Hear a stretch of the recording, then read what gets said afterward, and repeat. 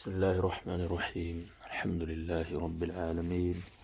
والصلاة والسلام على أشرف الأنبياء والمرسلين نبينا محمد وعلى آله وصحبه أجمعين أما بعد السلام علیکم ورحمۃ اللہ وبرکاتہ۔ محترم سامعین، آج کا یہ درس تیمم سے متعلق ہوگا اور تیمم سے متعلق مسئلہ نمبر 44 صاحب کتاب نے ذکر کیا ہے کہ پانی نہ ملنے کی صورت میں وضو کے بجائے مٹی سے تیمم کرنا چاہیے۔ تیمم اس وقت کرنا چاہیے جب پانی نہ ملنے کی کوئی صورت نظر نہ آئے، بحث اور تلاش کے بعد کوئی راستہ نہیں مل رہا پانی کا، ایسی صورت میں تیمم کرنا جائز۔ مسئلہ نمبر 45 وضو غسل یا وضو اور غسل، یعنی وضو یا غسل یا دونوں کے لیے، وضو اور غسل دونوں کے لیے ایک ہی تیمم کافی ہے۔ احتلام کے بعد غسل کرنا فرض ہے، یہ مسئلہ نمبر 46 کے اندر یہ بات ذکر کی گئی ہے۔ اور مسئلہ نمبر 47 کہ تیمم کا مسنون طریقہ ہے کیا، یہ چیز تو ہمارے سامنے آ گئی کہ ہمیں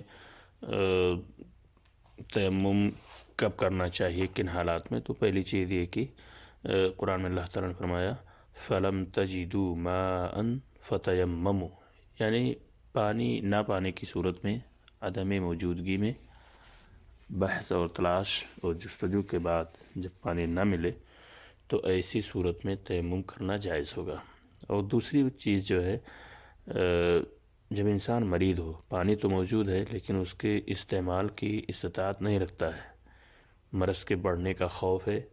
یا اس طرح کی اور پریشانیاں لاحق ہو سکتی ہیں۔ قرآن میں اللہ تعالیٰ نے فرمایا وَإِن كُنتُم مَرْضَىٰ أَوْ عَلَىٰ سَفَرٍ أَوْ جَاءَ أَحَدٌ مِّنكُم مِّنَ الْغَائِطِ أَوْ لَامَسْتُمُ النِّسَاءَ فَلَمْ تَجِدُوا مَاءً فَتَيَمَّمُوا۔ تو یہاں اس آیت میں بالضبط اللہ تعالیٰ نے جہاں سفر کو ذکر کیا وہیں مرض کو بھی ذکر کیا ہے کہ جب آدمی بیمار ہو تو ایسی صورت میں جب اس سے پانی کے استعمال کا خوف اور خطرہ ہو، استعمال کی طاقت نہ ہو، تو ایسی صورت میں تیمم کر سکتا ہے۔ لیکن مسئلہ نمبر 47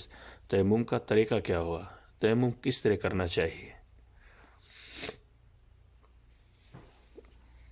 عن عمار بن یاسر رضی اللہ عنہ قال بعثني النبي صلی اللہ علیہ وسلم في حاجة فأجنبت فلم أجد الماء فتمرغت في الصعيد كما تتمرغ الدابة ثم أتيت النبي صلى الله عليه وسلم فذكرت له ذلك فقال إنما كان يكفيك أن تقول بيديك هكذا ثم ضرب بيديه الأرض ضربة واحدة ثم مسح الشمال على اليمين وظاهر كفيه ووجهه متفق عليه واللفظ لمسلم۔ سامعین کرام، یہ متفق علیہ روایت حضرت عمار بن یاسر رضی اللہ تعالیٰ عنہ سے مروی ہے کہ مجھے نبی کریم صلی اللہ علیہ وسلم نے ایک کام سے بھیجا تو مجھے احتلام ہو گیا، فاجنبت، جنبی ہو گئے، احتلام ہو گیا اور مجھے پانی نہ ملا۔ تیمم کرنے کے لیے میں زمین پر جانوروں کی طرح لوٹا، پلٹی کھائے زمین پہ۔ جب نبی کریم صلی اللہ علیہ وسلم کے پاس واپس آیا اور اس واقعہ کا ذکر کیا، عمار ابن یاسر کہتے ہیں کہ جب میں نبی کریم صلی اللہ علیہ وسلم کے پاس واپس آیا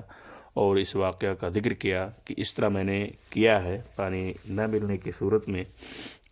مجھے احتلام بھی ہو گیا تھا، اب ایسی صورت میں ہمیں وضو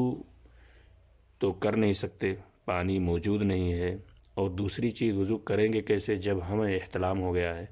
تو ہم نے کہا کہ ہمارے لیے تیمم کا طریقہ تو ہے ہی، تو اسی لیے چلو ہم یا تیمم کا جواز ہے تو زمین پر لوٹ لیتے ہیں تاکہ پورے جسم کا تیمم ہو جائے۔ یہ سوچ کر انہوں نے زمین پر لوٹ لگائی۔ پلٹی کھائے زمین پر۔ جب اللہ کے رسول صلی اللہ علیہ وسلم سے اس واقعے کو انہوں نے ذکر کیا تو آپ صلی اللہ علیہ وسلم نے فرمایا انما کان یکفیک ان تقول بیدیک ہکذا۔ آپ صلی اللہ علیہ وسلم نے فرمایا تجھے اپنے ہاتھ سے اس طرح کر لینا کافی تھا۔ پھر آپ صلی اللہ علیہ وسلم نے تطبیقی شکل میں ان کو بتلایا، یعنی آپ صلی اللہ علیہ وسلم نے اپنے دونوں ہاتھ کو ایک مرتبہ زمین پر مارا اور بائیں ہاتھ کو دائیں ہاتھ پر مارا، اور اس کے بعد حضور اکرم صلی اللہ علیہ وسلم نے ہتھیلیوں کی پشت اور منہ پر مسح کیا۔ آپ نے تطبیقی شکل میں عمار بن یاسر کے سامنے مسح کی شکل پیش کی تاکہ انہیں سمجھ میں آ جائے کہ بس یہی دونوں کے لیے کافی ہے، اس لیے کہ احتلام تو ہوا تھا، اب پانی ہے نہیں کہ غسل کر لیں، ایسی صورت میں وضو بھی کرنا ہے نماز کے لیے، تو اللہ کے رسول صلی اللہ علیہ وسلم نے فرمایا کہ تمہارے لیے ایک ہی کافی تھا کہ آپ زمین پر ایک بار اپنے ہاتھ کو پاک مٹی پر مارتے اور پھر پھونک مارنے کے بعد اس میں بائیں ہاتھ کی ہتھیلی سے دائیں ہاتھ پہ اور دائیں ہاتھ کی ہتھیلی سے بائیں ہاتھ پہ باطنی اور ظاہری حصے کا مسح کرنے سے اس طرح سے یہ تیمم مکمل ہو جاتا ہے۔ اللہ تبارک تعالیٰ سے دعا ہے کہ اللہ تعالیٰ ہمیں اور آپ کو اور سب کو شرعی امور کے سمجھنے، پہچاننے اور اس کے وقت پر عمل کرنے کی توفیق عطا فرمائے، آمین۔ السلام علیکم ورحمۃ اللہ وبرکاتہ۔